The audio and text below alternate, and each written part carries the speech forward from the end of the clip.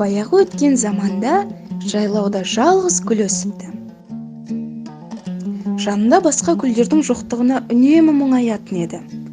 Бір кезде аспанды қара бұлт торлап, нөсер жаңбыр жауа бастайды. Күннің күркіреген дауысынан гүл қатты қорқады. Жаңбыр басылып, артынша күн шығады. Гүл қуанып, тербеліп билеп, өзінен жерге тұқым себілгенін байқамай да қалады.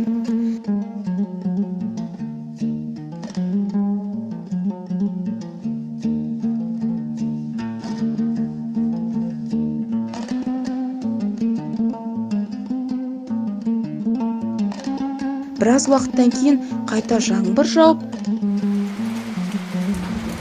артынша қайта күн көзі көрінеді. Ал осы кезде жалғыз гүлдің жан-жағында кішкентай гүлдер пайда болады. Өзінің достары көбейгеніне гүлдің қуанышында шек болмайды. Осылайша жер бетіне сан алуан гүлдер өсе бастапты.